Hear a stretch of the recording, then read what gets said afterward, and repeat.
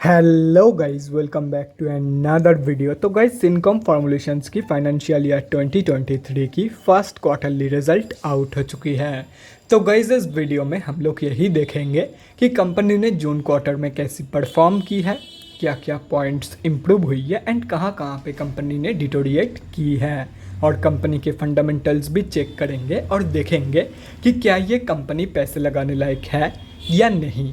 उसके साथ साथ हम लोग कंपनी के टेक्निकल्स के बारे में भी डिस्कस करेंगे। तो गाइस, बिना टाइम वेस्ट किए कंपनी की फंडामेंटल एनालिसिस करते हुए वीडियो को शुरू करते हैं। तो गाइस, अगर इस कंपनी के बिजनेस के बारे में डिस्कस करें तो ये एक ग्लोबल फार्मास्यूटिकल कंपनी है। ये कंपनी सिर्फ और सिर्फ बीएससी में लिस्टेड है। और अगर इस कंपनी के कुछ इंपॉर्टेंट फिगर्स के बारे में डिस्कस करें तो 813 करोड़ की है कंपनी की मार्केट कैप, 44.5 की पी है जो कि बहुत ही ज़्यादा हाई है, 10.6% है कंपनी की ROCE एंड 9.88% है कंपनी की return on equity. Last 6 months के रिटर्न नेगेटिव में जा चुकी है, negative by approximately 23%। And last 3 साल की जो सेल्स ग्रोथ है वो अप्रॉक्सीमेटली 5.5% के आसपास निकल के आ रही है। कंपनी अभी बुक वैल्यू से बहुत ही ज़्यादा ऊपर ट्रेड कर रही है। ये कंपनी आप लोगों को डिविडेंड देती नहीं है एंड फेस वैल्यू 1 रुपये की है। अभी अगर इस कंपनी की जून क्वार्टरली की रिजल्ट के बारे में डिस्कस करें, जून 2022 की क्वार्टर की अनऑडिटेड स्टैंडअलोन फाइनेंशियल रिजल्ट आप लोगों के सामने है। एंड यहाँ पे जितने भी सारे फिगर्स हैं वो सब लैक्स में दिया हुआ है, लेकिन डोंट वरी अबाउट इट, क्योंकि मैं हर एक फिगर्स को क्रोड्स में कन्वर्ट करने के बाद ही आप लोगों को बताऊंगा ताकि आप लोगों को भी समझने में आसानी हो। तो गाइस, सबसे पहले कंपनी की इनकम चेक करते हैं। तो जून 2022 की क्वार्टर में कंपनी ने अप्रॉक्सीमेटली 54 करोड़ की इनकम जनरेट किया है। और अगर ये मार्च 2022 की क्वार्टर एंड जून 2021 की क्वार्टर से कंपेयर किया जाए तो मार्च 2022 की क्वार्टर में कंपनी ने अप्रॉक्सीमेटली 64 करोड़ की इनकम जनरेट किया था एंड जून 2021 की क्वार्टर में अप्रॉक्सीमेटली 53 करोड़ की इनकम। तो ईयर ऑन ईयर बेसिस पे कंपनी की जो इनकम ग्रोथ है वो ऑलमोस्ट फ्लैट निकल के आ रही है and quarter on quarter basis पे कंपनी की इनकम ग्रोथ नेगेटिव में जा चुकी है।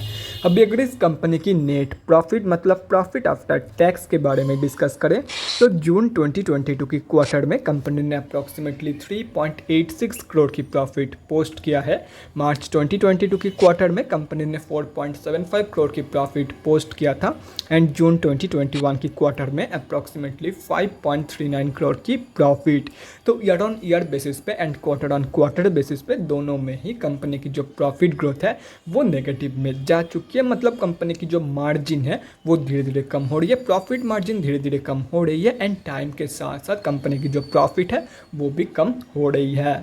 अभी अगर इस कंपनी की EPS मतलब अर्निंग पर शेयर के बारे में डिस्कस करें तो EPS की ग्रोथ भी प्रॉफिट ग्रोथ की तरह ही है, यहाँ पे आप लोग देख सकते हो। तो EPS की जो ग्रोथ है वो भी both year on year basis and quarter on quarter basis पे तो नेगेटिव में जा ही चुकी है, लेकिन उसके साथ साथ अगर देखा जाए तो टाइम के साथ साथ EPS की जो वैल्यूज़ है वो भी धीरे धीरे कम हो रही है।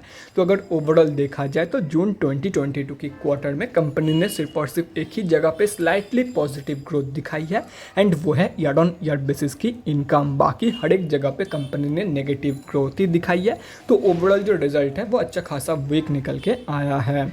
अभी अगर इस कंपनी की बैलेंस शीट के हेल्थ के बारे में डिस्कस करें, फाइनेंशियल ईयर 2022 में कंपनी की रिजर्व इंक्रीज हुई है एंड डेट रिड्यूस हुई है, जो कि किसी भी कंपनी के लिए बहुत ही ज़बरदस्त है। मतलब बैलेंस शीट की हेल्थ इंप्रूव हुई है इन FY 2022। एंड अगर ओवरऑल भी देखा जाए तो डेट की कंपैरिजन में डबल से भी ज़्यादा की पॉजिटिव रिजर्व मौजूद है कंपनी के पास। तो ओवरऑल जो बैलेंस शीट की हेल्थ है वो भी बहुत ही बढ़िया है। अभी अगर इस कंपनी के कैश फ्लोज के बारे में डिस्कस करें तो कैश फ्लोज की जो कंडीशन है वो भी इम्प्रूव हुई है इन FY 2022। FY 2021 में कंपनी के पास नेगेटिव 3 करोड़ की कैश फ्लोज मौजूद थी, जो कि अभी इम्प्रूव होकर नेगेटिव 2 करोड़ की रह गई है। और रही बात शेयर होल्डिंग पैटर्न की, तो गाइस जून क्वार्टर में प्रमोटर्स ने बाइंग करी है and end of the quarter public से माल उठाया गया है। और अगर पब्लिक में डिस्कस करें तो पब्लिक में किसी भी बड़े रिटेलर की होल्डिंग नहीं है। मतलब इस कंपनी में हम अब जैसे छोटे मोटे रिटेलर की जो होल्डिंग है वो अप्रॉक्सीमेटली 49.43% के आसपास निकल के आ रही है। एंड अगर 3 साल से देखा जाए तो 3 साल से प्रमोटर्स लगातार बाइंग कर रहे हैं इस कंपनी से एंड पब्लिक से माल उठाया जा रहा है। तो मार्च क्वार्टर तक कंपनी में यहाँ पे आप लोग देख सकते हो प्रमोटर्स की होल्डिंग कम थी कंपेयर टू पब्लिक, लेकिन जून क्वार्टर में प्रमोटर्स की स्टेक ज़्यादा है कंपेयर टू पब्लिक की होल्डिंग। यहाँ पे आप लोग देख सकते हो मतलब प्रोमोटर्स इस कंपनी को लेके बहुत ही ज़्यादा बुलिश है, बहुत ही ज़्यादा कॉन्फिडेंट है इस कंपनी को लेके। तो गाइज अभी कंक्लूजन पे आते हैं, क्या आप लोगों को इस कंपनी में पैसा लगाना चाहिए या नहीं। तो देखो गाइस मैं आप लोगों को यही बोलूँगा, जून क्वार्टरली की जो रिजल्ट है वीक निकल के आई है, तो इसीलिए मैं आप लोगों को शॉर्ट टर्म के लिए बिल्कुल भी रिकमेंड नहीं करूँगा। बाकी अगर लॉन्ग टर्म के लिए जाना चाहते हो आप लोग डेफिनेटली जा सकते हो, लेकिन रिस्क मैनेजमेंट को फॉलो करते हुए ही आप लोगों को इस कंपनी में पैसा लगाना है। नॉर्मली आप लोगों को पैसा नहीं लगाना है क्योंकि ये एक पेनी स्टॉक है एंड ये एक पेनी स्टॉक होने के बावजूद कंपनी फंडामेंटली स्टेबल है। ये एक प्रॉफिटेबल कंपनी है एंड कंपनी की जो बैलेंस शीट की हेल्थ है वो भी बहुत ही बढ़िया है एंड प्रमोटर्स लगातार इस कंपनी में बाइंग कर रहे हैं। तो इसी रीज़न की वजह से मैं आप लोगों को यही सजेस्ट कर रहा हूँ कि आप लोग लॉन्ग टर्म में इस कंपनी में जा सकते हो, लेकिन रिस्क मैनेजमेंट को फॉलो करते हुए ही आप लोगों को पैसा इस कंपनी में लगाना है। तो गाइज़ अभी अगर इस कंपनी के टेक्निकल्स के बारे में डिस्कस करें तो गाइज ये सिर्फ और सिर्फ बीएससी में लिस्टेड कंपनी है। तो हम लोग आ चुके हैं बीएससी के डेली चार्ट पे। सबसे पहले उन लोगों के बारे में डिस्कस करते हैं जो लोग इस कंपनी में लॉन्ग टर्म के लिए एंट्री प्लानिंग कर रहे हैं। तो देखो गाइस कंपनी अभी जहाँ पे ट्रेड कर रही है उसकी सबसे क्लोजेस्ट सपोर्ट बेस निकल के आ रही है 6 रुपये के आसपास। तो अगर ये कंपनी आप लोगों को इस प्राइस रेंज पे मिल जाती है इन नियर फ्यूचर तो आप लोग एक बहुत ही बढ़िया एंट्री प्लान कर सकते हो इन दिस कंपनी। और अगर बाई चांस कंपनी यहाँ तक की फॉल शो नहीं करती है तो आप लोग इस प्राइस रेंज पे भी मतलब ऑलमोस्ट 7.9 रुपीज़ के प्राइस रेंज पे भी इस कंपनी में एंट्री प्लानिंग कर सकते हो। अभी अगर स्विंग ट्रेडर्स के बारे में डिस्कस करें तो देखो गाइस मैं स्विंग ट्रेडिंग लेने के लिए एज सच रिकमेंड तो नहीं करूँगा क्योंकि ये एक पेनी स्टॉक है एंड जब भी ये कंपनी कोई भी मेजर मूवमेंट दिखाती है तो मैक्सिमम टाइम ये कंपनी सर्किट में ही क्लोजिंग करती है, जैसे कि यहाँ पे आप लोग देख सकते हो। तो मैं एज सच रिकमेंड तो नहीं करूँगा कि आप लोग इस कंपनी में कोई भी स्विंग ट्रेड प्लान करो। बाकी अगर खुद के रिस्क पे जाना चाहते हो तो इंपॉर्टेंट लेवल्स आप लोगों के सामने दिया हुआ है।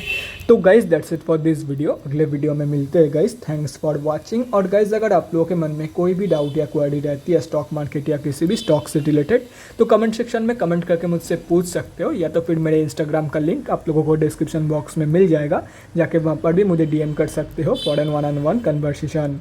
Thanks again for watching guys. Bye guys and definitely guys stay safe.